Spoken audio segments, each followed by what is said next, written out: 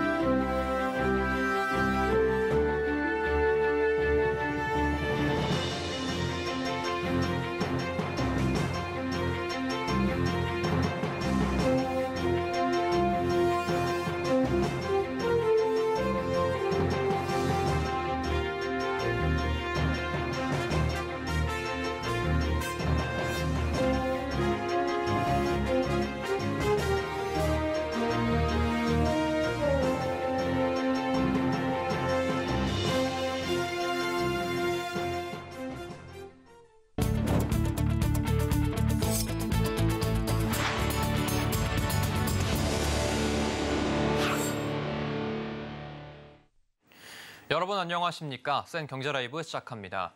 고금리 기조에서도 가계와 기업의 은행 빚이 좀처럼 줄지 않고 있습니다.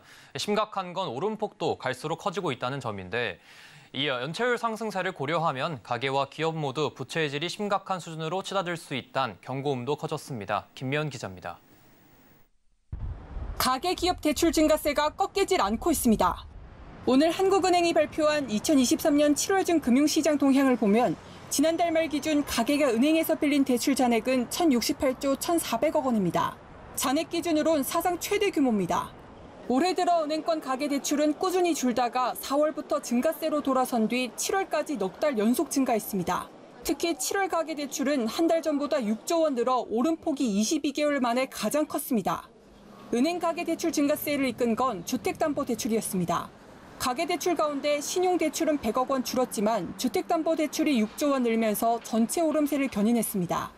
기업대출도 상황은 비슷합니다. 기업이 은행에서 빌린 대출 잔액은 한 달 새 8조 7천억 원 늘어난 1,218조 7천억 원을 기록했습니다.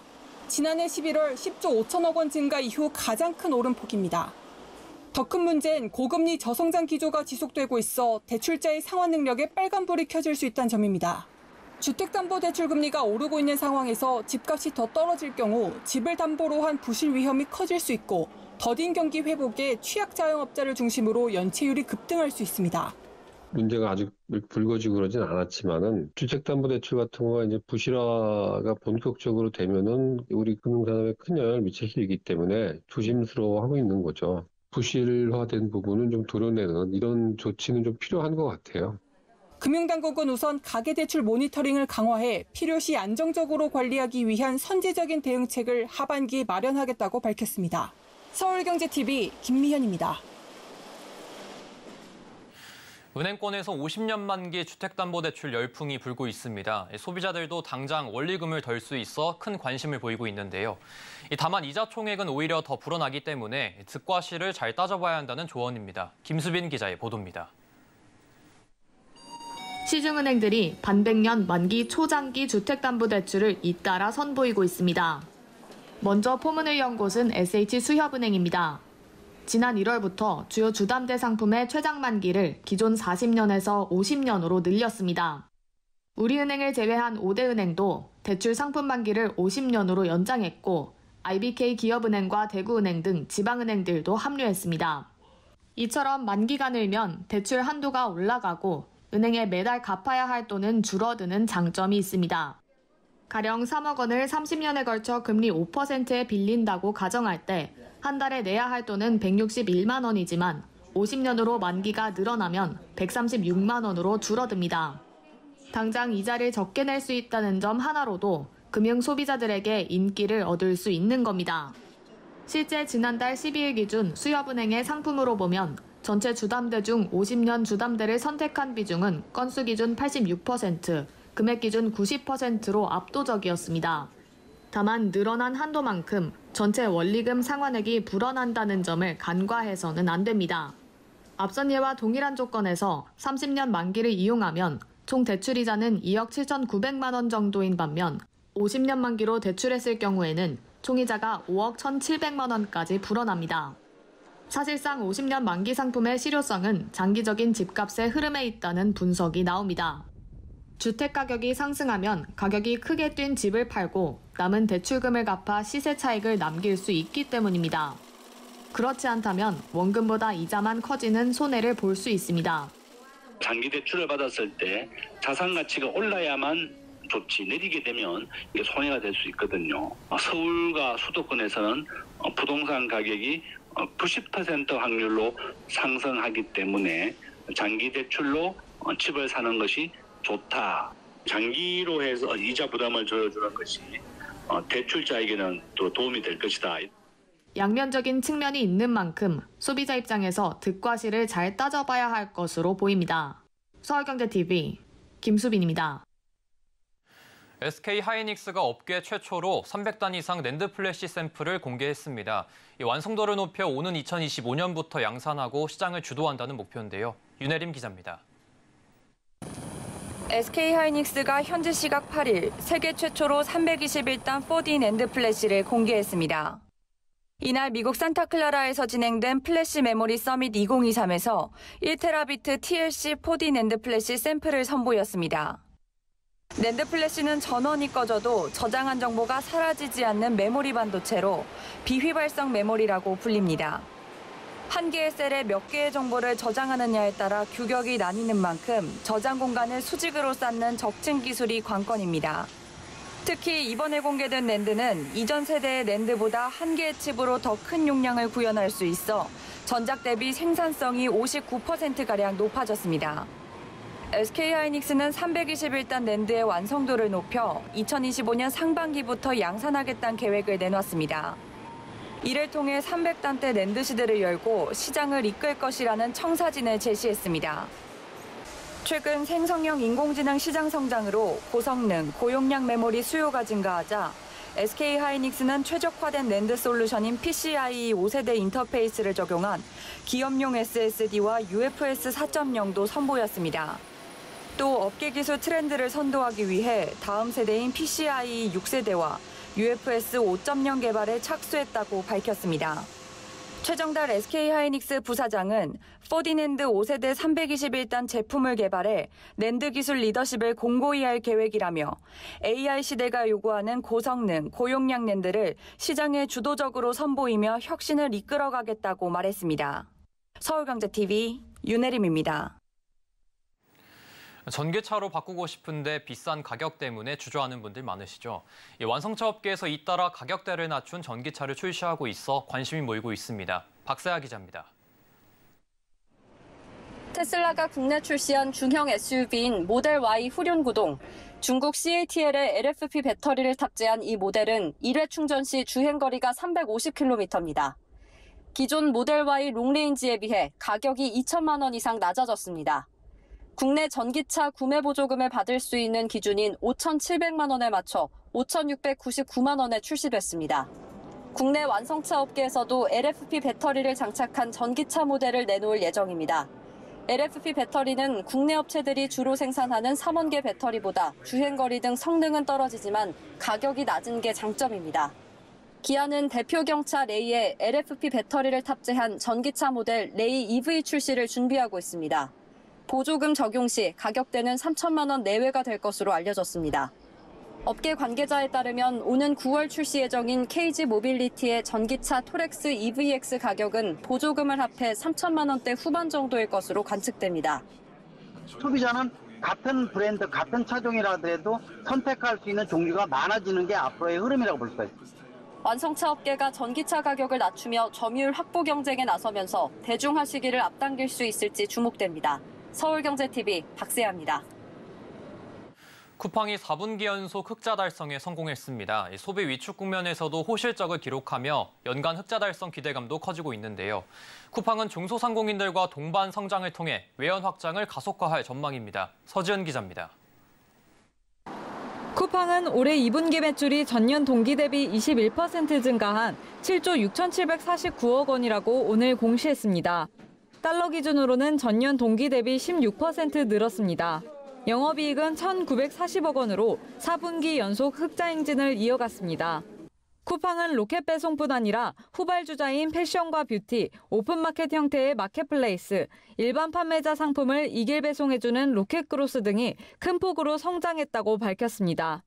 이로 인해 분기에 제품을 한 번이라도 산 고객을 뜻하는 활성 고객 수도 빠른 속도로 증가했습니다. 올해 2분기 쿠팡의 활성 고객 수는 전년 동기보다 10.2% 증가한 1,971만 명입니다. Our flywheel is accelerating. Both revenue and active customers increased at a faster pace this quarter. It's worth highlighting that the growth of active customers accelerated from 1% year over year in Q4 of last year to 5% in Q1 to 10% this quarter. 쿠팡은 로켓크로스를 통한 소상공인과의 동반 성장을 강조했습니다. 로켓크로스는 쿠팡이 입고부터 재고 관리, 배송 등을 모두 책임지는 서비스로 로켓 배송이 보장돼 중소상공인들에게 큰 호응을 얻고 있습니다. 김범석 창업자는 로켓크로스는 전체 비즈니스 성장률보다 2배 이상 성장 속도가 빠르다며 중소기업들은 수십억 달러를 투자한 우리 물류망 시설을 이용하면서 수혜를 보고 있다고 설명했습니다. 대만 사업도 순항 중입니다. 대만의 로켓 배송은 시작 이후 10개월 만에 국내 로켓 배송 성장 속도를 넘어선 것으로 집계됐습니다. 쿠팡은 올해 대만 사업과 쿠팡플레이, 쿠팡이츠 등 성장 사업에 대한 투자를 약 5,300억 원으로 확대할 전망입니다. 서울경제TV 서지은입니다. CU가 GS25의 분기 매출을 처음으로 뛰어넘었습니다. CU의 매출엔 편의점 외 실적도 다소 포함돼 있어 아직까진 GS25가 우세하다는 분석이 나오지만 하반기 편의점 1위 쟁탈전은 더 격렬해질 전망입니다. 이호진 기자입니다. 하반기 편의점 1위 경쟁이 더욱 치열해질 것으로 보입니다. BGF 리테일이 운영하는 CU와 GS 리테일이 운영하는 GS25는 올해 2분기 매출이 각각 2조 982억 원, 2조 919억 원을 기록했다고 밝혔습니다. CU의 영업이익은 전년 동기 대비 10.3% 증가한 781억 원, GS25의 영업이익은 같은 기간 1.7% 감소한 652억 원으로 집계됐습니다. 그간 CU와 GS25는 각기 점포수와 매출을 기준으로 편의점 업계 1위 자리를 강조해왔습니다. 지금까지는 CU가 점포수 1위, GS25가 매출 1위를 지키고 있었지만 이번 2분기 실적 발표를 통해 CU가 처음으로 GS25의 매출을 넘어서며 점포수, 매출, 영업이익 전 부문에서 업계 1위 자리를 차지하게 됐습니다. 다만 BGF 리테일이 발표한 성적엔 도시락 제조업체, 물류업체 등의 실적도 10%가량 포함돼 있기 때문에 편의점 매출만 떼어놓고 보면 아직까진 GS 리테일이 우위에 있다는 평가가 나옵니다. CU와 GS25의 매출 차이는 지난 2020년 8,037억 원, 2021년 4,301억 원, 2022년 1,643억 원으로 지속적으로 좁혀지는 추세입니다. 지난 1분기에는 매출 차이가 171억에 불과했던 데다 CU가 2분기 역전에 성공하며 하반기엔 CU가 편의점 매출 부문 1위 자리를 꿰찰 수 있을지에도 관심이 모아집니다. 양사는 하반기 경쟁의 킬러 콘텐츠로 자체 브랜드 상품을 꺼내들었습니다. 하반기 역시 신규 차별화 상품 집중 전개를 통해 상품 경쟁력을 강화해 나갈 예정입니다. 시그니처 디저트를 출시해 디저트 명가 이미지를 공고히 하는 등 업계 트렌드를 지속적으로 선도해 나갈 계획입니다. GS 리테일 역시 넷플릭스와 협업을 통한 자체 브랜드 상품을 기획 판매하며 사업 시너지를 내는 데 집중하겠다고 말했습니다. 서울경제TV 이호진입니다. 중소기업계가 국가를 위해 헌신한 참전용사를 예우하고 고령의 참전용사들이 복지사각지대에 놓이지 않도록 힘을 모았습니다. 이 중소기업 중앙회는 오늘 여의도 중기중앙회에서 국가보훈부와 6.25 참전용사를 지원하는 가득 찬 보훈밥상 프로젝트 업무 협약을 맺었습니다. 이 프로젝트로 생활고를 겪는 1,000명가량의 참전용사를 도울 예정입니다. 반찬 도시락, 명절 음식 지원, 겨울나기 김장과 물품 지원 등 생활복지 증진 사업과 지역별 음악회 초청 등 문화예술 지원 사업이 진행될 예정입니다. 김기문 중기중앙 회장은 오늘날 경제성장은 국가를 위해 희생한 참전 용사들 덕분이라며 약자가 더 약자를 돕는다는 일념으로 중소기업계가 소상공인이 지원을 아끼지 않겠다고 밝혔습니다. 대한건축사협회가 주최 주관하는 아시아 유일의 건축영화제인 서울국제건축영화제가 다음 달 개막합니다. 대한건축사협회는 개막을 한 달여 앞둔 오늘 서울 서초구에 위치한 건축사회관에서 공식 기자회견을 진행했습니다. 올해 영화제의 슬로건은 눈금자, 규모를 뜻하는 스케일로 서울국제건축영화제의 현 위치를 점검하고 세계적인 영화제로 스케일을 키워나가겠다는 중의적인 의미를 담고 있습니다. 석정훈 건축사협회장은 영화제를 통해 건축사가 하는 공공의 역할을 더 확대하고 국민들 삶에 건축이 얼마나 중요한 요소인지를 알리는 데 기여할 것이라고 말했습니다. 한편 이번 영화제는 다음 달 6일부터 10일까지 진행되며 프리츠커상을 수상한 세계적인 건축사들의 작품을 비롯해 18개국 34편의 영화가 상영될 예정입니다.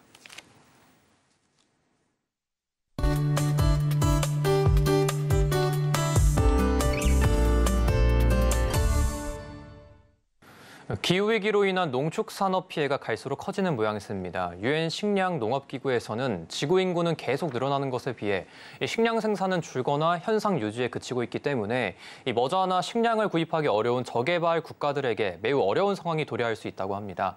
따라서 세계 많은 나라들이 식량을 어떻게 자급하느냐에 대한 관심이 크다고 하는데요. 오늘은 중국의 식량 자급 정책을 통해 우리나라의 실정을 살펴보도록 하겠습니다. K웨더 반기성 센터장 나왔습니다. 안녕하십니까? 네, 안녕하세요. 예, 먼저 중국의 식량 자급 정책은 무엇인가요?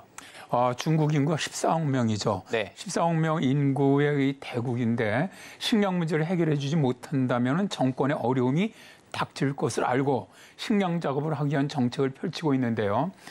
중국 정부는 1차적으로는 국내 식량 공급을 확보를 하고 2차적으로는 사료 문제를 해결하기 위해서 노력을 하고 있습니다.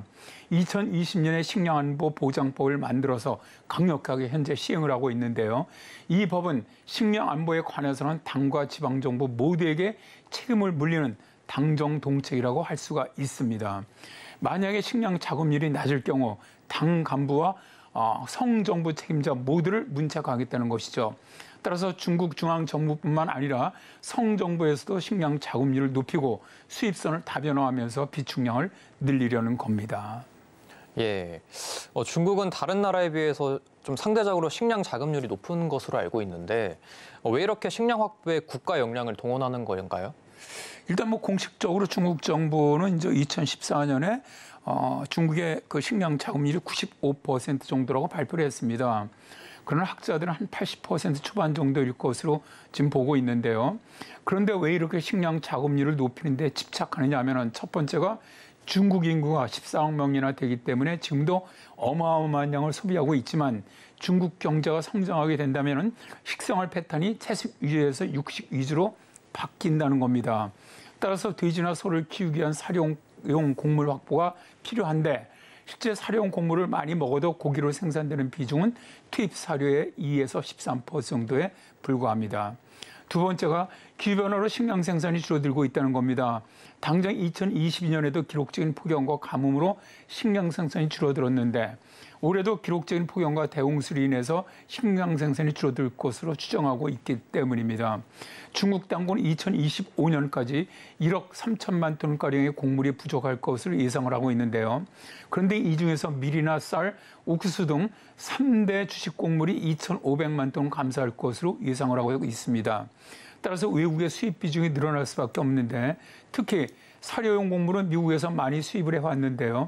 최근에 이제 미국과의 사이가 벌어지면서 현재는 브라질 쪽으로 수입을 다변화하고 있지요. 예. 최근 우크라이나 곡물 수출이 중단되면서 식량 가격이 상승하고 있는 데다 인도가 폭염으로 쌀 수출을 중단하는 등 기후변화로 인해 식량 가격 리스크가 커지고 있다고 볼 수 있지 않습니까?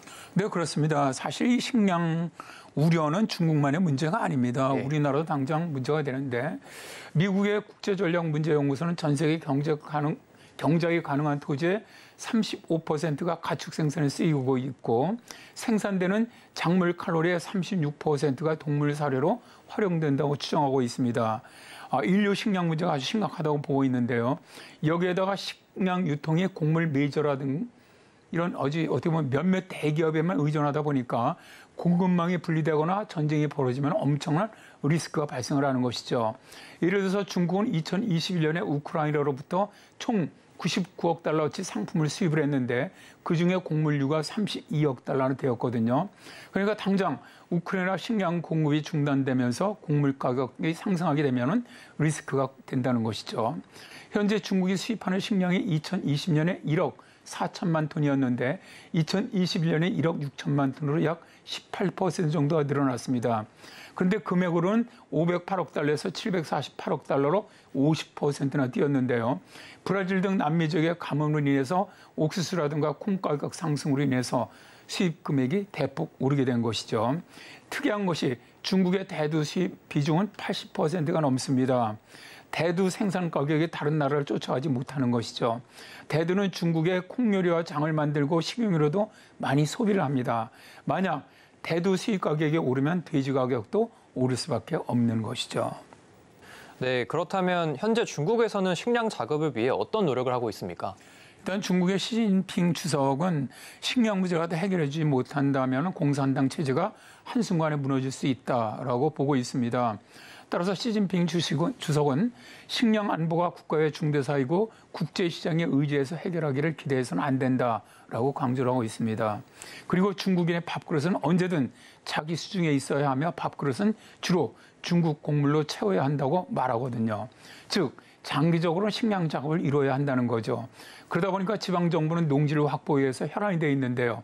예를 든다면 중국 스촨성 청두시 외곽에 약 6조 원을 투입해서 만든 세계적인 공원이 있는데요. 이 공원을 갈아엎은 뒤에 밭으로 바꾸었고요. 허난성에서도 습과 과수원을 농사 지을 수 있는 밭으로 만들고 있습니다. 이외에 아프리카 등의 땅을 임차해서 식량을 생산해 들여오는 양도 늘려가고 있습니다. 우리나라 현재 식량 작업률은 2021년 기준 44.4%로 세계적으로는 아주 낮은 수준입니다. 중국의 절반 정도인데요. 우리나라의 경우 국제적인 식량 가격 상승에 대한 리스크가 높고 심할 경우 안보적 영향까지 우려되는 상황이죠. 식량 자급률을 높이기 위한 정책이 정말로 시급해 보입니다.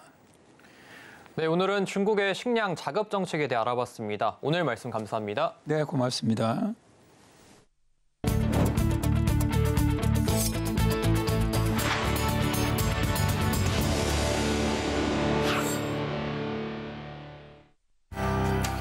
지난달 취업자 수가 21만 명 이상 늘었지만 취업자 수 증가폭은 넉 달째 둔화하면서 29개월 만에 최소폭을 기록했습니다. 아파트 청약시장에서 지역별 양극화가 뚜렷하게 나타나고 있습니다. 서울 아파트의 경우 2개월 연속 세 자릿수를 기록한 반면 대전과 부산 등 지방은 미달 사태가 속출하고 있습니다. 금융당국과 손해보험업계가 태풍 카눈에 체계적으로 대응하기 위해 종합대응반을 구성해 발빠르게 대처하기로 했습니다. 현대자동차 노사가 8자녀를 둔 직원에게 온 가족이 탈 수 있는 스타리아를 선물했습니다. 현대차 노사가 최근 구성한 저출산 육아 지원 TFT의 첫 행보입니다.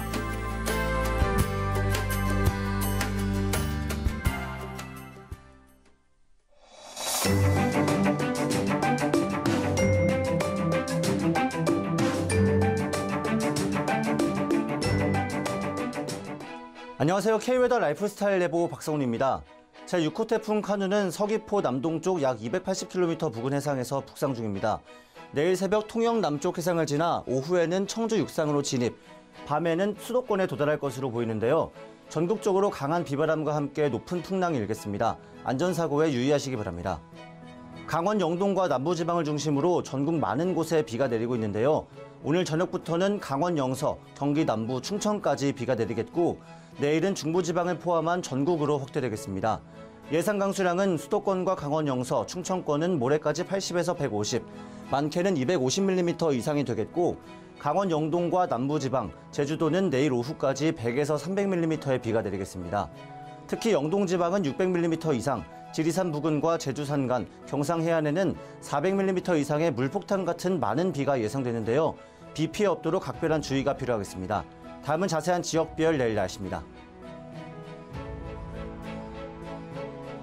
중부지방 하루 종일 비가 내리겠습니다. 아침에 25도 내외로 후텁지근하겠지만 낮에는 기온이 크게 오르지 않고 27도 내외에 그치겠습니다. 동해안 지방 저녁까지 비가 오겠습니다. 속초와 강릉 24도로 아침을 시작해 낮 기온은 속초와 울진 26도를 보이겠습니다. 남부지방 오후까지 비가 내린 후 개겠습니다. 광주 23도, 부산 26도로 아침을 맞이하겠고 낮에는 전주 27도, 부산 30도, 제주 32도까지 오르겠습니다. 전해상 비와 함께 매우 거센 파고가 예상됩니다. 해상 안전사고에 유의하시기 바랍니다. 금요일인 모레 강원 영동을 제외한 중부지방에 비가 내린 후 개겠고 그 이후에는 전국이 구름 많거나 흐리겠습니다. 날씨였습니다. 이상으로 센 경제 라이브 마칩니다. 함께해 주신 여러분 고맙습니다.